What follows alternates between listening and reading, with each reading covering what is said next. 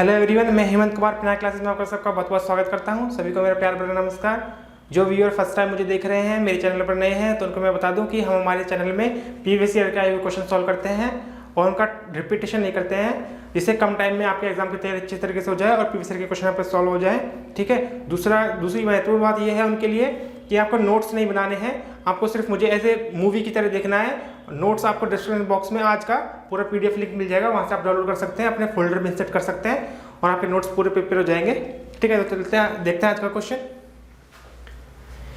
यदि 9 अंकों की संख्या 7, 8, 5 x 3, 6, 7, 8 y, रिपीट कर रहा हूँ, 7, 8, 5 x 3, 6, 7, 8 y 72 से विभाज्य है तो x प्लस y का मान ज्ञात कीजिए। ठीक है, ऑप्शंस हैं 10, 5, 12 या फिर 20।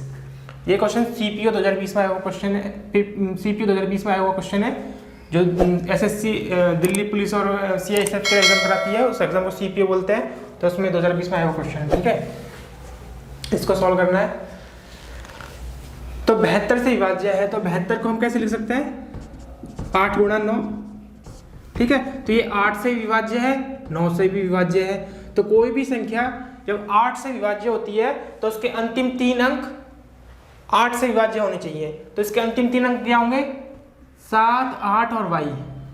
7, 8 और y 8 से पूरी विभाज्य होनी चाहिए। तो इसमें 8 का भाग देंगे, क्या जाएगा 72, 6y। तो मतलब 72 के बाद ये 2 डिजिट बचेंगे। तो ये कब डिविजन होगा 8 से, जब y = 4 हो जाए।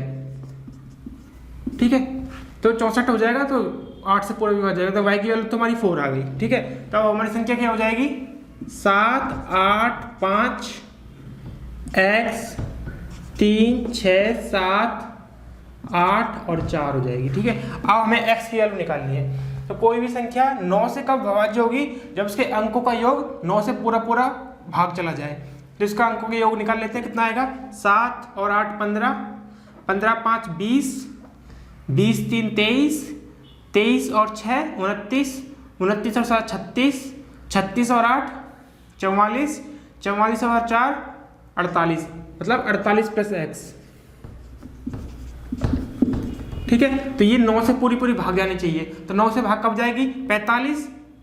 ठीक है, 45 के बाद अगला क्या होता है, 54 होता है। तो ये x की वैल्यू निकाल लेंगे, इसको 54 के बराबर पुट कर देंगे, तो x = 6 हो जाएगा। ठीक है, तो x = 6 और y = 4, तो x + y = 6 + 4 = 10। ठीक है, तो option A is the answer. तो नेक्स्ट क्वेश्चन देखते हैं। ठीक है, यदि 6 अंकों की संख्या 5 x 2 y 6 z 7, 11 और 13 से विभाज्य है तो x - y + 3z का मान ज्ञात कीजिए। ठीक है, ऑप्शंस हैं 0, 4, 7 या फिर 9। ठीक है, तो 6 अंकों की संख्या क्या है, 5x 2y और 6z। ठीक है, और ये 7, 11 और 13 से विभाज्य है। ठीक है, तो इनका विभाज्य है, तो ये 7 से भी है, 11 से भी, 13 से, तीनों से एक साथ भी विभाज्य होगी। ठीक है, तो इनका लय से निकाल लेंगे, क्योंकि इन तीनों में कोई भी फैक्टर कॉमन नहीं है, तो लय से हो जाएगा 7 × 11 × 13 बराबर से 1001। ठीक है, तो 5x 2y 6z = किस फॉर्म में होगी, 1001 गुणा k। मतलब कि कोई संख्या k होगी, उसके मल्टीपल के उसके गुणन के बराबर होगी। ठीक है, ठीक है, तो k को अगर हम सिंगल डिजिट मानते हैं, मान लीजिए k = a है, a है, तो 1001 को जब हम a से गुणा करेंगे तो हमें a00a मिलेगा। ठीक है, तो ये 4 अंकों की संख्या मिलेगी। ठीक है, तो k इस तरह के फॉर्म में नहीं हो सकता है, एक अंक की संख्या के फॉर्म में नहीं हो सकता है। ठीक है, तो हम अब 2 अंकों की संख्या के फॉर्म में चेक करते हैं। ठीक है, इसको हम 2 अंकों की संख्या के फॉर्म में मान लेते हैं b। ठीक है, तो ये जाएगा b00b। ठीक है, a00a। ठीक है, तो BA0BA अगर दो अंकों की संख्या के रूप में है तो 5 अंकों की संख्या के रूप में मिलेगी, हमें चाहिए 6 अंकों की संख्या के रूप में, तो K इस फॉर्म में भी नहीं हो सकता है ये, ठीक है। तो हम 3 अंकों की संख्या के फॉर्म में देखते हैं।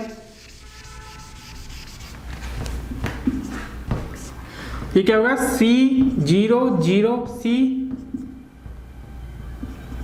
B00B A00A, ये जाएगा CBA CBA, ठीक है। तो ये 6 अंकों की संख्या है, तो K किस रूप में होगा, ABC 3 संख्या के रूप में होगा, ठीक है। 3 अंकों की संख्या के रूप में होगा, तो ये वाला रूप और ये वाला रूप बराबर होगा, ठीक है। इसमें हम देखते हैं कि ये पहला जो अंक है वही चौथा अंक है, दूसरा जो अंक है वही 5वां अंक है, तीसरा जो अंक है वही छठा अंक है। तो ये वाली संख्या भी इसी रूप में होगी, जो पहला अंक है वो चौथा अंक होगा, तो y = 5 हो जाएगा। दूसरा जो अंक है वो 5वें के रूप में बराबर होगा, तो x = 6 हो जाएगा। और जो तीसरा अंक है वो छठे अंक के बराबर हो जाएगा, मतलब z = 2 हो जाएगा। अब हमसे पूछा है x - y + 3z की वैल्यू, तो x - y + 3z = x की वैल्यू कितनी 6 माइनस y की वैल्यू कितनी 5 और 3z की वैल्यू कितनी हो जाएगी 6, अगेन 3z है ना, 2 × 3 = 6 हो जाएगा, ये हो जाएगा 1 + 6 = 7। तो option C is the answer. Next type देखते हैं आज का। 300 और 700 के बीच ऐसी कितनी संख्याएं हैं जो 5, 6 और 8 से विभाज्य हैं। ऑप्शन है 5, 20, 3 या फिर 2। और ये CPO 2020 में आया हुआ क्वेश्चन है, ठीक है। तो 5, 6 और 8 से विभाज्य हैं, ठीक है। तो इनका LCM याद कर लेंगे, लैसे। तो लैसे कितना आएगा, 5 की पावर 1, इसको कैसे लिखेंगे, 2 × 3, तो 2 की पावर 1 यहाँ पे है और 2 की पावर 3 यहाँ पे है, तो मैक्सिमम 2 की पावर 3 है, तो 2 की पावर 3 और 3 की पावर 1 यहाँ से आएगी, ऐसे। एक तो ये आ जाएगा 5, 15, 15 × 8 120। तो जो भी संख्या है हमारी वो किस फॉर्म में होनी चाहिए, 120 के फॉर्म में होनी चाहिए, 120 का मल्टीपल होना चाहिए, ठीक है। तो k = 1 अगर हम लेते हैं तो ये हो जाएगी 120, k = 2 लेते हैं तो ये हो जाएगी 240, k = 3 लेते हैं तो ये हो जाएगी 360, k = 4 लेते हैं तो ये हो जाएगी 480, k = 5 लेते हैं तो ये हो जाएगी 600 और k = 6 लेते हैं तो ये हो जाएगी 720। तो हमें कितने से कितने के बीच में चाहिए, 300 और 700 के बीच में। तो कहाँ से शुरू हुई है, यहाँ से शुरू हुई है और यहाँ पे ख़त्म हो गई है, मतलब पहली संख्या ये, दूसरी संख्या ये और तीसरी संख्या ये। तो कितनी संख्या है, 3 संख्या है। तो option C is the answer. Next type देखते हैं। 72 गुणा 73 गुणा 78 गुणा 76 को 35 से विभाजित करने पर प्राप्त शेषफल ज्ञात करो। ऑप्शन है 12, 8, 22, 15। और ये CPO 2020 में आया हुआ क्वेश्चन है।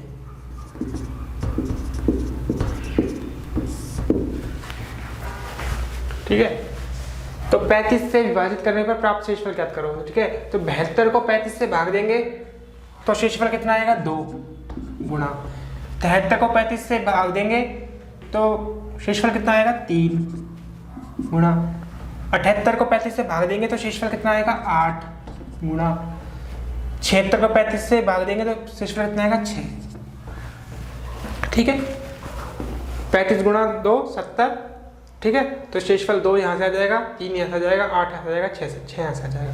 इनको आपस में गुणा कर लीजिए। ठीक है, अब एक नई संख्या आ गई, तो ये हुआ 6 गुणा ये हुआ 48।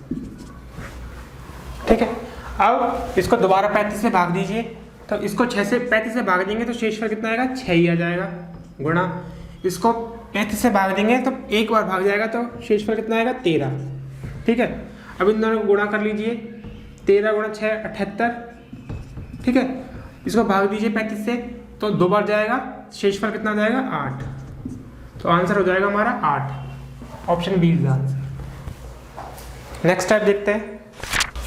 जब किसी संख्या को क्रमशः 3, 4 और 7 से विभाजित किया जाता है तो शेषफल क्रमशः 2, 3 और 5 प्राप्त होते हैं। जब उसी संख्या को 42 से विभाजित किया जाए तो प्राप्त शेषफल ज्ञात करो। ऑप्शंस है 41, 31, 30 या फिर 29।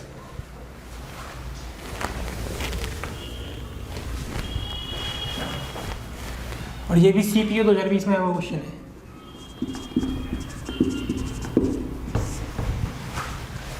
तो मान लीजिए हमारे पास जो संख्या है वो x है, ठीक है। जब इसको 3 से विभाजित किया जाता है तो भागफल आता है k1 और शेषफल आता है 2, ठीक है।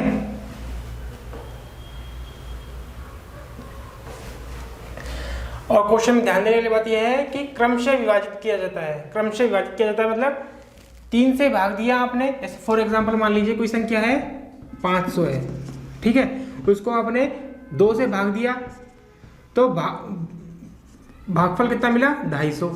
फिर 250 को आपने मान लीजिए 3 से भाग दिया तो भागफल कितना मिला, शेषफल 0। यहाँ पे कितना मिला 8, 83। इसी तरह से चलेगा, ठीक है। तो यहाँ पे भागफल कितना आया है, k1 आया है, ठीक है। तो k1 इज इक्वल टू कितने से दे रहे हैं, 4 से, 4k2 प्लस 3, ठीक है। अब यहाँ पे भागफल कितना आया है, k2 इज इक्वल टू कितने से दे रहे हैं, 7 से, 7k3 प्लस 5। समझ में आ रहा है? वो कह रहा है कि क्रमशः विभाजित किया जाता है। जो भागफल मिला है, पहले तो संख्या को 3 से भाग दिया, फिर उसका जो भागफल आया उसको 4 से भाग दिया, फिर 4 से भाग देने के बाद फिर जो भागफल आया उसको 7 से भाग दिया, तो शेषफल 2, 3 और 5 प्राप्त होते हैं, ठीक है। 3 से भाग दिया तो भागफल आया k1, ठीक है। फिर k1 को 4 से भाग दिया तो भागफल आया k2, फिर k2 को 7 से भाग दिया तो भागफल आया k3, ठीक है। शेषफल ये है, ठीक है। तो हमारे पास 3 इक्वेशन आ गई है। अब k2 की वैल्यू इसमें पुट कर दीजिए पहले। ये इक्वेशन नंबर 3 हो गई, इक्वेशन नंबर 2 हो गई, ये इक्वेशन नंबर 1 हो गई, ठीक है। 3 से 2 में पुट करेंगे तो k1 कितना हो जाएगा, k1 is equal to 4, 7k3 plus 5 plus 3, ठीक है। तो ये हो जाएगा 28k3 प्लस 20 प्लस 3 मतलब 23। ये हो जाएगा 23 के बराबर, ठीक है। अब इस k1 को इसमें पुट कर दो, ठीक है। तो x की वैल्यू कितनी हो जाएगी, x is equal to 3, 28k3 plus 23 plus 2। इसको इधर देख लेते हैं। 28 गुणा 3 करेंगे तो ये जाएगा 84k3, इसे गुणा करेंगे तो ये जाएगा 69 प्लस 2। समझ में आया? यहां से k2 की वैल्यू इसमें पुट कर दी, ठीक है। इसको सॉल्व कर लिया तो ये आ गया 28k3 प्लस 23, ठीक है। ये 23 है, 20 प्लस 3 किए तो 23 आ गया।